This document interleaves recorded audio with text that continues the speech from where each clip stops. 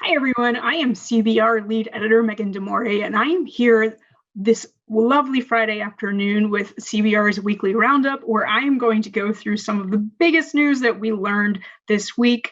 All of the stories that I'm going to mention here today were put together by our lovely news team and can be read as articles on our website, which is, of course, cbr.com.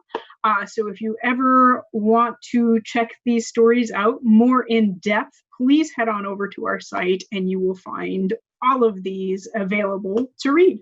I'm going to start off this week with talking a little bit about the Arrowverse, or the CW verse, which they're trying to rebrand the DC TV shows as. So you may have heard of this little event called DC Fandom.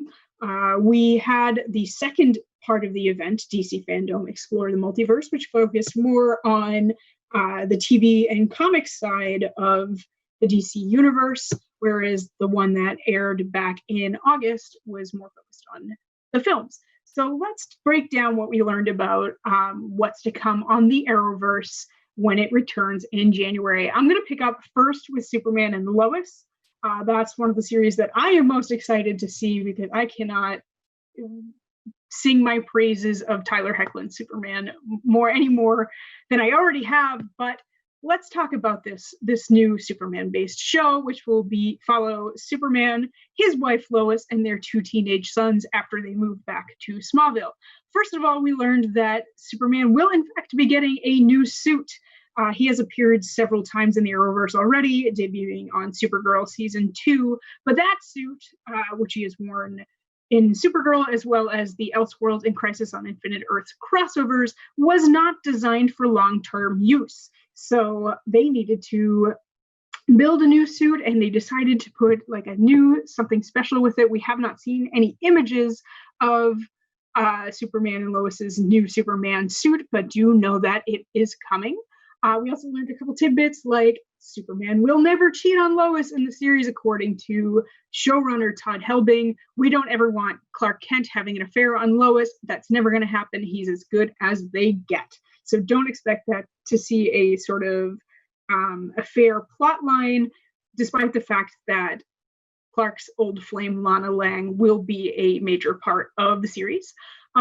Speaking of side characters, we will also see General Lane, who is going to see Clark and Superman sort of like a soldier, and he will have a complicated relationship with his daughter Lois, who will compare his style of raising a family with the way that she and Clark are raising their family, and that will cause some complicated feelings to arise. We also learned a whole lot about Batwoman. We have a new Batwoman played by Davisha Leslie, a new character called Ryan Wilder, and we're going to explore that transition from Ruby Rose's Kate Kane as she has left the series, and where Ryan Wilder comes from, and how she's going to sort of rise to the occasion of being the new Scarlet Knight. But don't forget that the show is not going to forget Kate Kane. According to showrunner Carolyn Dries, a big chunk of Season 2 will focus on Kate Kane's disappearance. She even offered us a couple of questions that it will explore, like, where is Kate? What happened to Kate? Is she alive? Is she dead? Is she missing? Is she on the run? Is she held captive? Is she lost? This is going to cause, quote, a swirl of emotions for the Kane family and her acolytes, which is, of course, going to mean that the supporting cast isn't going to be totally in love with Ryan Wilder when we pick up with her. They're going to find it difficult to trust her, even though, quote, Ryan will, ironically, ultimately unite the Kane family, whether or not they realize it. So the other major aspect of the series, Season 2, of course, being the rise of a new hero in Gotham City. According to Carolyn Dries, she has a lot going against her. She will constantly battle against the system all throughout. She's battled it her whole life, and she will continue to battle it against it as Batwoman. This means, of course, that the show will be exploring, quote, overlooked communities. According to our star, Javisha Leslie, when you're a part of a community that has been neglected by the system, that's the initial community that you feel responsible for helping. And that's what you're going to see. You're going to see that community of Gotham that got overlooked. So whereas Kate Kane kind of came from this elite, wealthy family, we're going to see inside of Gotham sort of the poorer, less well-off kind of people of Gotham. She also mentioned that Batwoman will get a wig with natural textured hair. Carolyn Dries compared this to Kate Kane coming out as a lesbian. They wanted a Batwoman that reflected the new status quo and wasn't ashamed to show that their new Batwoman is Black. So that is what we learned about Batwoman. And now let's talk a little bit about Legends of Tomorrow, because we got a bit of a synopsis for season 6 of the series. Now, spoilers for season 5, but Sarah got abducted by aliens in the very last moments of the season 5 finale. So this is what we have learned from the season 6 synopsis. Quote, having spent last season tracking down the Loom of Fate in order to bring back their slain comrades, the Legends must now save history from a foe like none they have ever encountered in the past or future. Space aliens. After Sarah is abducted by a ruthless alien, this new mission becomes personal. It will take more than the combined powers of the Legends to save the world for a 6th time. They must recruit a new legend, Spooner Cruz, a woman uniquely qualified to help the team defeat their intergalactic foes. Either that, or she's just crazy, which sounds exactly like how the tone and atmosphere of Legends of Tomorrow. Now, Spooner will be played by Chicago PD alum Lizeth Chavez. She's described as, quote, a survivor of a childhood alien encounter. She now believes she has the ability to communicate telepathically with aliens, which should be a massive help in tracking down poor Sarah Lance. Season 6 is really going to explore what happens to the team in Sarah's absence. Kato Shimizu, who is one of the executive producers on the series, says, so we really looked at this season in terms of what would it do to people to have Sarah missing. Spoiler alert, it's not going to go too well, especially for Sarah's girlfriend, Ava, who's going to collapse in the weight of this responsibility and missing her beloved girlfriend. And we're also going to learn more about the Tarazi family dynamic between Zari and Behrad, and learn more about the air totem. So far as The Flash goes, we're going to get a major Godspeed mystery this season. If you remember from last season, we saw a couple clones of Godspeed return and they couldn't really speak, but like this version of Godspeed doesn't really have a connection to Barry Allen or The Flash. So that's going to be part of the mystery, is figuring out why Godspeed wants to track down Barry and what his goal is. And we're also going to see Joe West's storyline become influenced by world events. According to showrunner Eric Wallace, it will be very obvious as Joe goes through these changes and ends up in a place that's unexpected for him, but that is honorable and very aware of today's problems from a law perspective. Now for Stargirl, we will see the return of Solomon Grundy.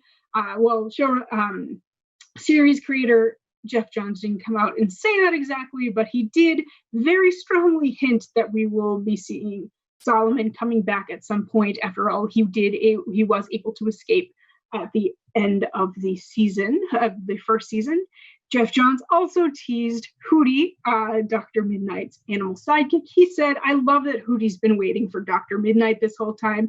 We will definitely be talking about Hootie at some point. He also teased a resolution, or not a resolution, but a continuation to the Johnny Thunder pen.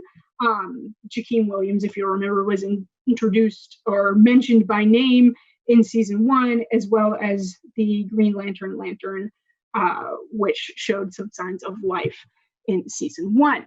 Now that's it for the Arrowverse. There were a couple of other DC fandom bits of news we can talk about. First, let's talk a little bit about the event itself. It was off to a rocky start with a bunch of technical issues. That they dropped all their panels at once, which led to some 502 bad gateway errors and gateway timeouts. So fans weren't able to really hook into all of the panels until about a half hour afterwards.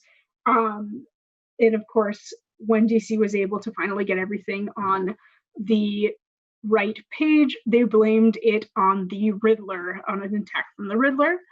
We learned at DC Fandom that Doom Patrol has been renewed for season 3, so far as Pennyworth, the prequel series from Danny Cannon and Bruno Heller, the Gotham showrunners. Martha Kane is going to be pregnant this season, but is it Thomas Wayne's baby? She had, romantic feelings for Alfred at one point.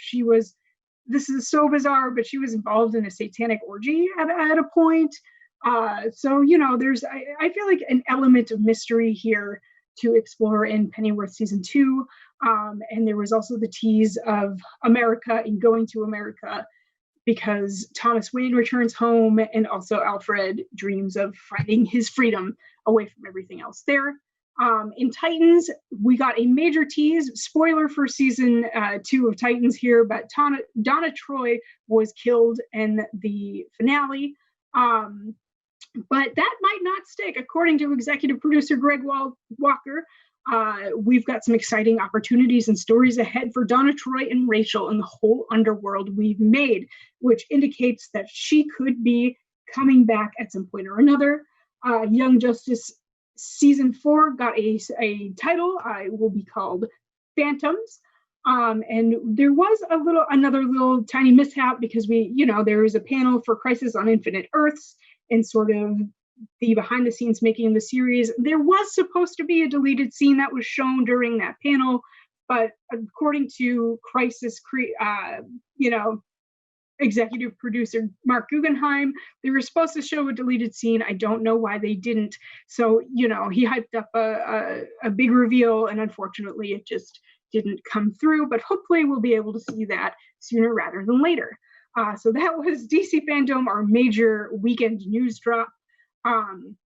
This week, earlier in the week, we actually also got a trailer for The Mandalorian Season 2, which debuts in about a month and a half on Disney+. We got a trailer and a poster.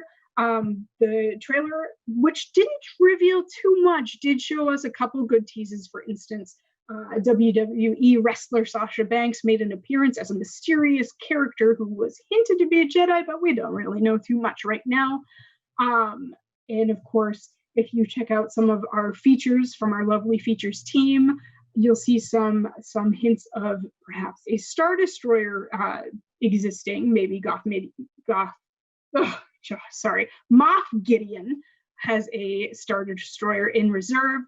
Some fans think they spied Boba Fett's helmet and jetpack in a quick scene, and there was an ice planet that probably wasn't Hoth. We're thinking that might be Ilium, which is the Kyber crystal planet, which is where all the young Jedi would go to find the Kyber crystals to put inside their lightsabers. So a lot of exciting stuff to watch in that trailer. Again, go ahead and check out our website if you want to see that trailer and see our analysis of that trailer and see what we could sort of dig up and discover there.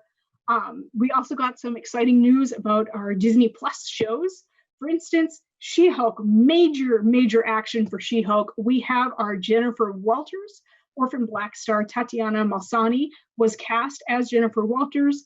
It is unclear how they are going to do the She-Hulk transition at this time, but it seems like the human form will be Tatiana Maslany, at least for the time being. So that's very exciting. Production is rumored to start in February 2021, which is not that far away.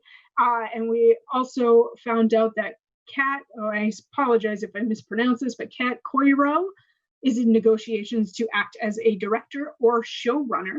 If that name sounds familiar to you, her past credits include Shameless, Brooklyn Nine-Nine, Modern Family, and It's Always Sunny in Philadelphia, all of which she's directed episodes for. In the Disney Plus Coming Soon trailer that was released this week, we got a hint of WandaVision, which suggests that it will indeed release in late 2020. There is a set video from Falcon and the Winter Soldier that has appeared online that shows USA agent fighting some masked assailants, which is exciting. And the rumors of a Mace Windu Disney Plus show with a cast casting a new, younger actor to play younger Mace Windu, with Samuel Jackson returning again. That is a rumor. Cannot confirm it this time, but, hopefully that pans out to be true for all you Star Wars fans out there. There will also be a new animated series, The Wonderful World of Mickey Mouse, with 10 shorts this year and another 10 shorts in summer 2021. And a big win at the Emmys for both Disney Plus and The Mandalorian last night. Wednesday night, The Mandalorian took home awards for Outstanding Production Design for a Narrative Program, half hour, Outstanding Sound Editing for a Comedy or Drama Series, half hour, Outstanding Visual Effects, Outstanding Cinematography for a Single Camera Series, and Outstanding Sound Mixing in a Comedy or Drama Series. So that's very exciting. A couple major MCU tidbits this week as well. So for you fans of the Marvel Cinematic Universe, we heard that Lovecraft Country star Jonathan Majors has been cast in a major role in Ant-Man 3, which will be written by Jeff Loveness and directed by Peyton Reed. He is rumored to be playing Kang the Conqueror. If you are of any passing familiarity with this character, you will know he is a Thanos-level threat, which suggests he could be one of the major overarching villains of the next phase of the Marvel Cinematic Universe. That is speculation for now, so don't quote me on that, but it seems likely that he will have a major role to play in the Marvel Cinematic Universe moving forward. He was created by Stan Lee and Jack Kirby back in the Avengers, but Kang has fought the Avengers, Spider-Man, he's fought the Fantastic Four. He's from the 30th century and he sort of bounces around time. There are rumors that he could be Reed Richards' father. Maybe he's Reed Richards' descendant. It's unclear, but we will learn more about that down the line, I'm sure. Thor actor Chris Hemsworth has confirmed that he wants to stay in the Marvel Cinematic Universe for the foreseeable future. When asked if he wanted to pass the hammer on to Jane Foster, that is Natalie Portman's Jane Foster, he said, "Are you crazy? I'm not going into retirement. Thor is far too young for that. He is only 1,500 years old. This is definitely not the film where I say goodbye to this brand, at least I hope so." And then there has been a report that Black Widow will likely be delayed again from its November 6th release date, considering the coronavirus pandemic and the state of theaters in the country. We also had a major PlayStation 5 showcase this week where we learned so much information about that console, like when it's going to release. So we got a confirmation that PlayStation 5 does release on November 12th. The PlayStation 5 will come out as two consoles. So we'll have one with the Ultra HD Blu-ray disc drive and one without, that will be fully digital games only. The PlayStation 5 with the disc drive will retail for $499, whereas the digital one without the disc drive retails for $399. Both consoles will be backwards compatible with 99% of PS4 games. However, that will not be the case for games designed for PlayStations 1 through 3. Games are expected to be priced between $49.99 and $69.99 in the US. Pre-orders are now available for that, but good luck finding them because they kind of let that go without telling anybody, and now it's sold out just about anywhere. So if you find that, do let us know so that we can let everybody else know. And a few games were announced for this console. For instance, Marvel's Spider-Man Miles Morales, which was mentioned at an earlier event, but we got a few more details about this game, as well as Five Nights at Freddy's Security Breach, that even got its own trailer. There was a tease for a new God of War game called Ragnarok, and there is Hogwarts Legacy, which is an open world game that takes place in the Harry Potter universe. Now, there has been some controversy with J.K. Rowling, who has made recent transphobic remarks. And, you know, in the wake of that, we have learned that Rowling was not directly involved in building this story. Now, I am going to wrap up there momentarily. I'm going to pass you over to features editor Liam Nolan, who is going to give you the boys report. If you have not seen today's episode, do not watch this segment because it is filled with spoilers, but he's going to sort of pull out the most important parts and talk to you a little bit about that. So take it away. Hey everybody, I'm Liam Nolan and I am the TV Movies Features Team Lead at CBR. This week I'm going to be recapping and talking about the 5th episode of The Boys Season 2. So if you're adverse to spoilers, definitely go, because there are going to be a lot of spoilers here, and we do not want to spoil things for you if you don't want them spoiled for you. Okay, so if you're still here and haven't left out of fear of spoilers, the first thing we're going to talk about is Homelander. At the very start of this episode, a video of him killing a man goes viral, and this ends up spelling disaster for Homelander because what he does is a war crime. And so Congresswoman Newman, who's kind of played more of a background role throughout the season so far, heads up a protest about Homelander, and she reveals that there's going to be a congressional investigation into his actions. So this obviously upsets Homelander because his big thing is, he wants to be loved by people. He wants people to really, really like him. And it's really hard to like someone who commits a war crime, theoretically. And so a really upset Homelander goes and he ends up finding Stormfront, who reveals that she's using kind of her meme-generating factory to undermine Congresswoman Newman and to undermine the congressional investigations into Homelander and his actions. In the end, this results in the two of them hooking up. And they definitely do the very violent nasty in this episode. So that's a thing that happens. Another really important plot line from this episode is that Kimiko starts to go to the dark side a bit. Earlier in the season, she lost her brother who was killed by Stormfront. And what happens is, kind of the first glimpse we get of her in this episode, she goes into kind of a bar or a nightclub or something, and she brutally kills 3 guys.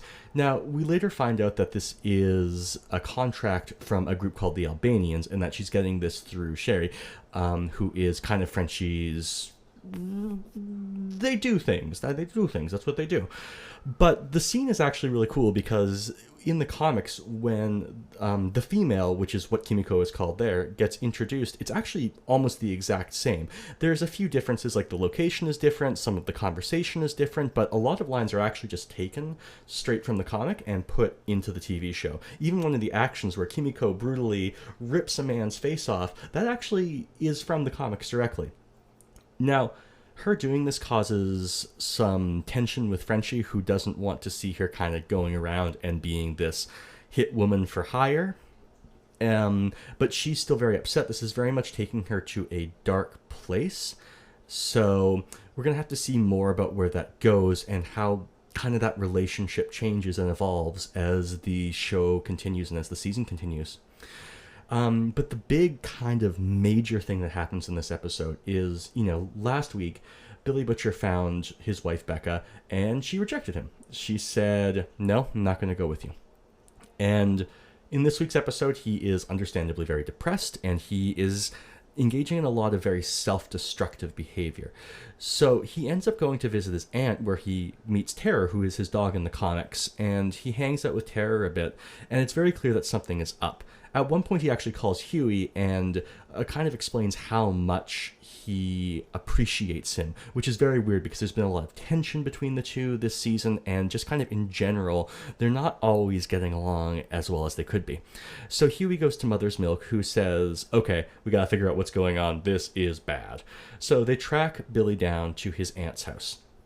And while they're there, we get a little bit more kind of backstory about Billy, and we find out that he had a little brother who previously had died, and the little brother looks a lot like Huey and serves a very similar purpose in Billy's life, where he's kind of this ground, this center that he can go to in order to deal with things that are more difficult, to not kind of break bad too hard. So we're seeing a little bit more about why Billy likes to keep Huey around.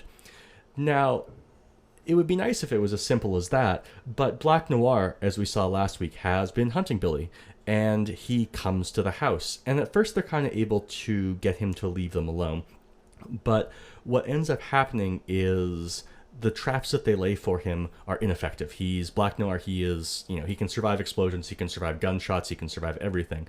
And so he gets into the house, and as they're kind of all trying to flee, Billy tries to stay behind to buy them time because he's trying to kill himself. He's trying to sacrifice himself for them.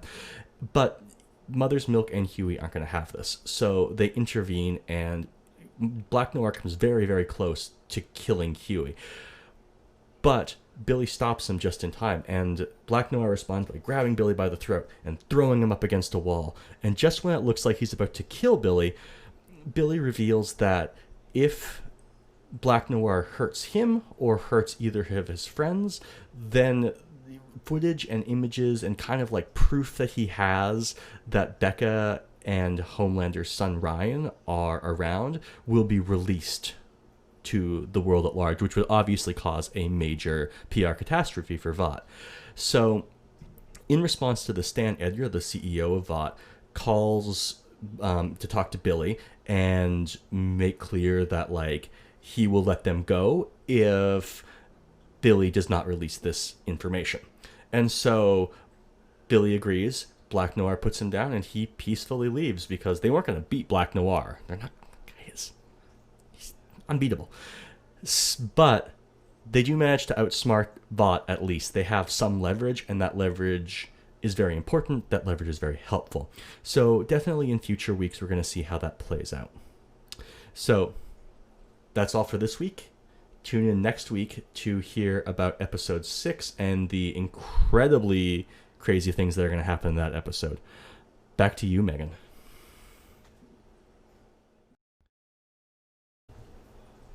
Thank you, Liam, for the boys' report.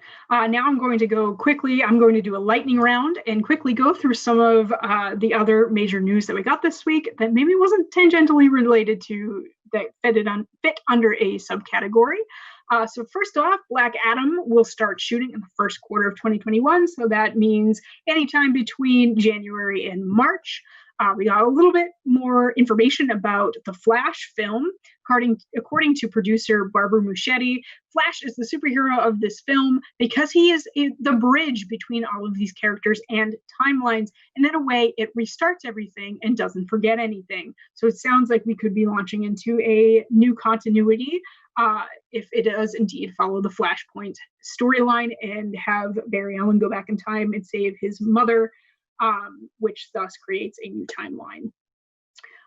We also learned this week that DC Universe is becoming DC Universe Infinite. It will change focus from video to comics. It will be a premium comic book subscription. Until recently, DC Universe was not available in very many other countries, but this will also push it worldwide. So it will be available to everyone across the world. That will launch officially on January 21st, 2021. In the wake of that news, we also learned that the Harley Quinn animated series, which stars Kaley Cuoco as the title character, has been renewed for season 3 by HBO Max and will air in 2021.